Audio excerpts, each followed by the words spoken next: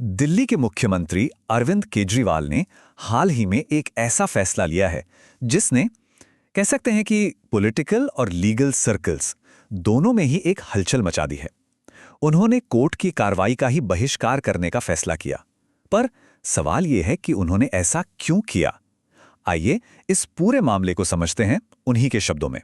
देखिए, इस एक लाइन से केजरीवाल ने पूरे मामले का रुख ही बदल दिया। वो ये कह रहे हैं कि ये लड़ाई अब जीत या हार की है ही नहीं। ये एक केस से कहीं ज्यादा सही और गलत के बीच की लड़ाई बन चुकी है। और उनका कहना है कि नतीजा जो भी हो, वो अपने सिद्धांतों से पीछे नहीं हटेंगे। तो अरविंद केजरीवाल के सामने दो रास्ते थे। एक रास्ता बिल्कुल सीधा साधा था कि चुपचाप कोर्ट में केस लड़ते रहो, और दूसरा रास्ता था मुश्किलों भरा, कांटों भरा, जहां उस सिस्टम से ही सवाल पूछने थे जिस पर शक हो रहा था। उन्होंने दूसरा रास्ता चुना, और बस यहीं से ये पूरी कहानी शुरू होती है। अच्छा, तो ये सब शुरू कहां से हुआ? कहानी की शुरुआत होती है एक जीत से। एक करप्शन केस में अरविंद केजरीवाल बरी हो जाते हैं, लेकिन सीबीआई इस फैसले को हाईकोर्ट में चुनौती देती है और मामला पहुंचता है जस्टिस स्वर्णकांता शर्मा की बेंच में। यहीं से कहानी में एक बड़ा मोड़ आता है। और इसी मोड़ पर केजरीवाल के मन में एक बहुत बड़ा सवाल खड़ा होता है।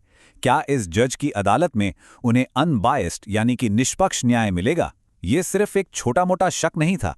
असल में ये वो चिंगारी थी जिसने आगे चलकर एक बहुत बड़ी आग का रूप ले लिया। तो अपने इसी शक को आधार बनाकर केजरीवाल ने एक बहुत बड़ा कदम उठाया। उन्होंने जज से अपील की कि वो इस केस की सुनवाई से खुद को अलग कर लें। इसे लीगल लैंग्वेज में कहते हैं रिक्यूजल। लेकिन सवाल यह है कि उन्होंने ऐसा क्यों कहा, उनके आर्ग्यूमेंट्स क्या थे? केजरीवाल ने मोटे तौर पर दो बड़ी वजहें सामने रखीं। पहली कि जज की विचारधारा केंद्र सरकार की विचारधारा से प्रभावित है, और दूसरी जो कि एक ज्यादा गंभीर आरोप था, वो ये कि जज के बच्चों के प्रोफेशनल इंटरेस्ट्स यानी व्यापारिक हित सीधे तौर पर इस केस से जुड़े हुए हैं। अब अपने दूसरे आरोप को मजबूत करने के लिए केजरीवाल एक चौंकाने वाला नंबर सामने रखते हैं, 5,904। उनका दावा है कि केंद्र सरकार की तरफ से जज के बेटे को इतने सारे केस मिले हैं। उनके हिसाब से ये सिर्फ एक नंबर नहीं, बल्कि एक बहुत बड़े प्रोफेशनल रिलेशनशिप का सबूत था। और बात सिर्फ केस के नंबर तक ही सीमित नहीं थी। केजरीवाल ने यह भी आरोप लगाया कि इन केसों से जज के बच्चों को करोड़ों रुपए की फीस मिली है, और तो और उनका करियर उस वकील पर निर्भर करता है जो इस केस में उनके खिलाफ है। केजरीवाल के मुताबिक इसी को कहते हैं कॉन्फ्लिक्ट ऑफ इंटरेस्ट या हितों का टकराव। यहाँ पे केजरीवाल कानून का एक बहुत पुराना और जरूरी सिद्धांत याद दिलाते हैं कि न्याय सिर्फ होना ही नहीं चाहिए, बल्कि होते हुए दिखना भी चाहिए। उनका पॉइंट ये था कि भले ही जज अनबायस्ड हों, लेकिन अगर हालात ऐसे हैं कि किसी के मन में बायस का शक भी पैदा हो, तो ये न्याय के उसूलों के खिलाफ है। और इसके बाद आता है कहानी का सबसे बड़ा मोड़। जज ने केजरीवाल की सारी दलीलें खारिज कर दी।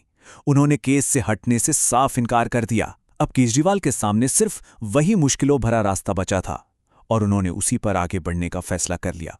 तो जब कोर्ट में उनकी बात नहीं सुनी गई, तो केजरीवाल ने एक नया रास्ता चुना, सत्याग्रह का रास्ता। उन्होंने साफ कहा कि उनका यह कदम कोर्ट की अवमानना नहीं है, बल्कि अन्याय के खिलाफ गांधी जी का सिखाया हुआ एक तरीका है, एक विरोध है। उन्होंने ये भी समझाया कि ये कोई अचानक में लिया गया फैसला नहीं है। उनके मुताबिक उन्होंने एक प्रक्रिया का पालन किया। पहला कदम बातचीत की कोशिश की। जब वो काम नहीं आया, तो दूसरा कदम अपनी अंतरात्मा की आवाज सुनी, और फिर तीसरा और आखिरी कदम शांतिपूर्ण और विनम्र विरोध प्रदर्शन। तो क्या था ये विरोध? एक ऐसा ऐलान जिसने सबको सच में चौंका दिया। उन्होंने कहा कि अब से ना तो वो खुद और ना ही उनके वकील इस केस के लिए जस्टिस स्वर्णकांता शर्मा की कोर्ट में पेश होंगे। ये एक तरह से पूरी जुडिशियल प्रोसेस का ही बहिष्कार था, एक बहुत बहुत बड़ा और जोखिम भरा कदम।